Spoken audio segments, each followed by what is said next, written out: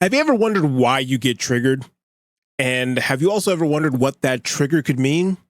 Well, on today's episode of Motivate, Grind, Succeed, the podcast, that's what we're going to be going into. For those of you who don't know who I am, my name is Rasean. I am your host and your favorite internet neurotransformation coach. And we are going to be going through today's episode, answering the question, why you get triggered. So first of all, what are triggers?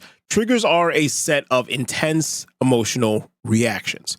This could be a comment, an action, memory, and they come up for almost literally anything. Sometimes a word, like I said, could set you off. Sometimes someone making a comment about something can set you off. Anything can be a trigger to different people, and they all come up typically from past experiences that we've had.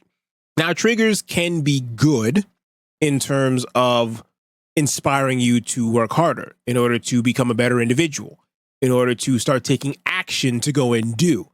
That's why, for example, you watch a motivational video, you get motivated, you go and do work. That's trigger. But that's not the trigger that I'm going to be talking about today. I am going to be talking about the triggers that typically hinder progress, cause you stress, and then we're going to look at how we can actually turn those into growth opportunities. Life is a classroom, and every single situation that we are put in life has at least one lesson that we can learn from it.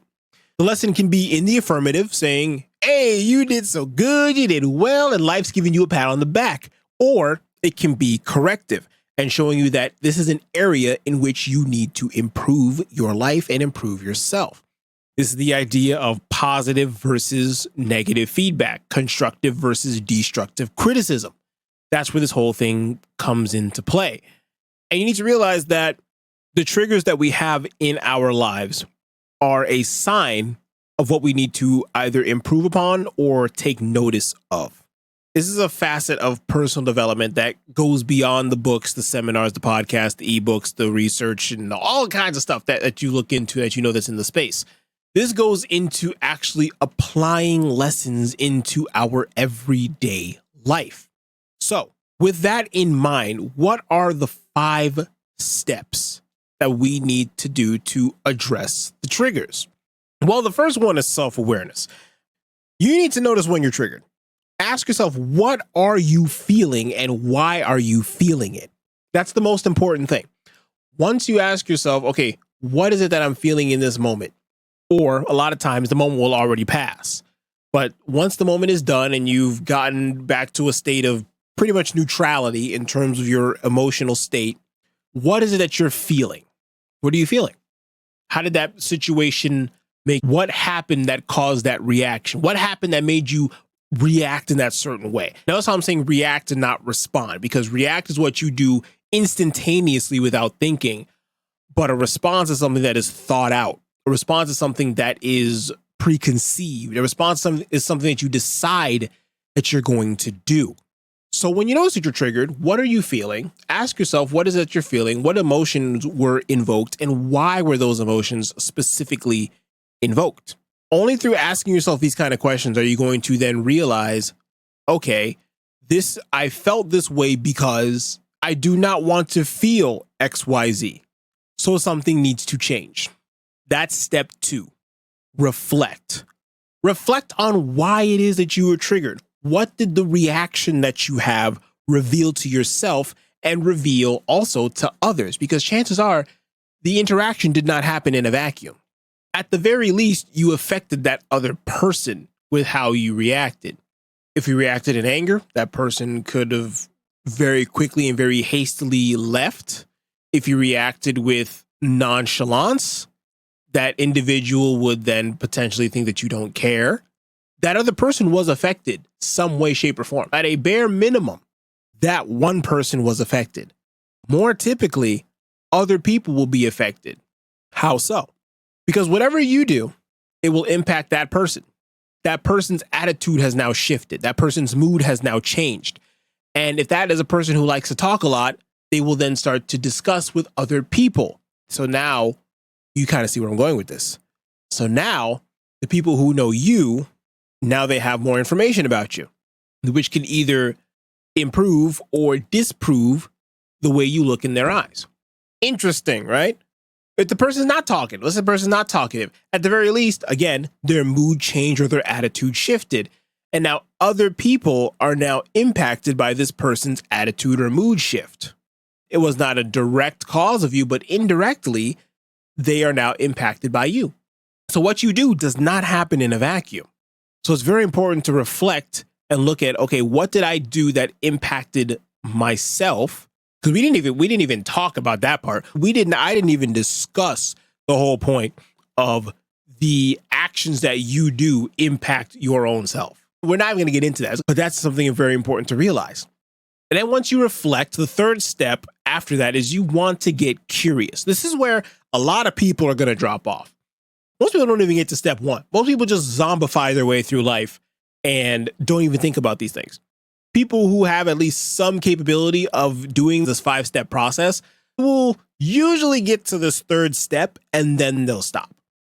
So they become self-aware. They realize they did something. They say, ooh, I probably shouldn't have done that. But then they just keep going about their life. Here's where the rubber meets the road. Here's where things actually start to change for you. When you get curious about your thoughts and your reactions and where they come from, why did I do what I did? When you start asking the question, why? Then you're going to start to uncover some information that you probably didn't even realize. When you start asking yourself the question, why did I do what I did? Why did I say what I did? Why did I react in the way that I did? Why did I do this? Why do that? The 5 whys exercise, ladies and gentlemen. When you start asking yourself those kind of things, then you realize, I did this because of ZYX reason. I realized that the action that I took or the reaction that I had or the words that were spoken ended up causing something else to happen that was not desirable. Why did those words come out? Why did I do this the way that I did? Why I do that? Now you're getting curious. You're asking questions. And this is where the brain loves to thrive now, is in that curiosity space, in creating new ideas, trying to piece things together. Then once you do that, the fourth step that you want to do after you start getting curious, you start thinking, you start processing, start analyzing, is that more often than not, you're going to come back to the thought, and this could be quite difficult depending on who you are and who you ask, is that the trigger is about you. The trigger is about you. It's not about the external situation, because circumstances will happen. They happen to everybody. The differentiator is how you react and preferably respond to those stimuli. So this means if somebody cuts you off in traffic, you can either let it go and be happy that there was no accident, or you can feel like you need to give the person a piece of your mind and pull them off to the side of the road and start cussing them out like you're a sailor. 2 different people, 2 different reactions, 2 different responses. It's not about the situation. It's not about the circumstance. It's about the person. One person is going to let that cut off just be another action of the day. Don't really let it phase them too much beyond that. Fight or flight kicked in, but they're not going to go and give the person a piece of their mind. They're just happy that they were able to get out of that situation and get to work. Another person, that just messed up their entire day. The situation was the same. The trigger was there. But it's the person's response to what happened. And once you notice that the person cutting you off in traffic was the trigger, now notice, become self-aware. Oh my gosh, I became angry. I became frustrated. I want to give this person a piece of my mind. Reflect. Why do I want to do this? Because the person was endangering other people on the road? Okay, that's rightfully so. But now the question comes in for point number 5 is the growth. What can you learn from this? What can you do about it? If someone cuts you off in traffic, what can you do about it that's going to change the situation? Nothing. Nothing is going to change the fact that the person just cut you off.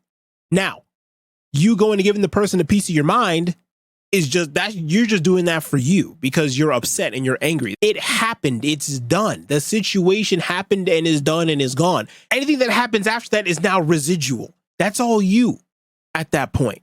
It's not the situation. The cutoff already done happened on the road. You already done got the feedback. You already done saw the grade on the paper. The breakup already happened. The situation has ended. Now the reaction and the response that you have are now going to influence the rest of your day, your week, your life, and how you carry yourself going forward. And left unchecked, that can be a negative trigger. If checked, that can now turn into a positive trigger. So you see how all the power comes back into your hands at the end of the day, ladies and gentlemen. What can you learn from the situation that just transpired? What can you learn from the feedback that you were just given? Once you find a way to be able to do that and do it healthily, your life will start to change. So again, that's pretty much all I've got for you for this episode, but let me repeat those 5 steps to help you address these triggers. Number 1 is self-awareness. Number 2 is reflection. Number 3, curiosity. Number 4, acceptance. And number 5 is growth. Now understand that these triggers are a tool for growth. Life is a classroom, and every experience is an opportunity for you to learn, to grow, and to find out more about yourself. And this is why personal development is a consistent action. It's a consistent process. It never ends because there's always something new to learn. And hopefully the next time you come up with a situation where your reaction is not pleasurable, you'll take the time. You will reflect. You'll understand, okay, why am I doing what I'm doing? And you'll make the pivot. That's what I got for you for today. Hopefully you learned something. Hopefully you implement. Take care. Take it easy. And I'll see you in the next episode. And guys, that's going to wrap up this week's episode of Motivate, Grind, Succeed, the podcast. Guys, again, if you like what you heard, be sure to subscribe to the show for weekly uploads. If you love what you heard, be sure to sign up for that email list. And if you hated what you heard, be sure to share it with somebody who will appreciate it. Also, if you guys want to get access to the show notes or any kind of resource or link or to anything that was referenced in this episode, be sure to check out that episode description below. You'll also find the contact information, any freebies, or any sort of thing from our little corner of the internet. Check out the episode description. It's going to be an absolute gold mine for you guys. Until next time, take care, and I will see you in the next episode.